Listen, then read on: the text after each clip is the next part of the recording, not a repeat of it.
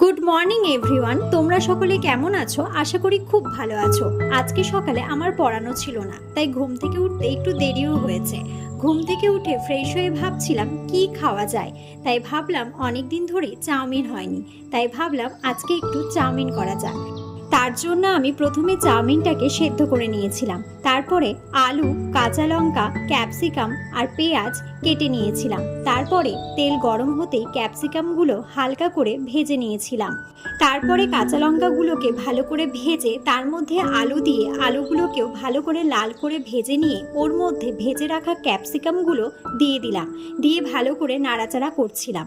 তারপরেই দিয়ে দিলাম তার মধ্যে চাউমিনটাকে ভালো করে ভেজে কিছু চাউমিন আমি সরিয়ে রেখেছিলাম, কারণ আমার বাবা পেঁয়াজ খেতে পছন্দ করে না। তাই বাবা বলেছিল যদি করিস তাহলে আমাকে নিরামিষভাবে করে দিস, তাই বাবার জন্য একটু নিরামিষভাবে প্রথমে করে দিয়েছিলাম। আর এই যে রেডি হয়ে গেল বাবার জন্য নিরামিষ চাউমিন। তারপরে সে কড়াইয়ে আমি একটু তেল দিয়ে তার মধ্যে ডিমটাকে ভালো করে ভেজে নিয়েছিলাম। ডিম ভাজা হয়ে যাওয়ার পর সামান্য তেল দিয়ে পেঁয়াজগুলোকে ভালো করে ভেজে তার মধ্যে কুচিয়ে রাখা সেই ডিমের ঝুড়িগুলো দিয়ে দিলাম। তার মধ্যে চাউমিন দিয়ে ভালো করে নাড়াচাড়া করলাম আর স্বাদ মতো নুন দিয়েছিলাম।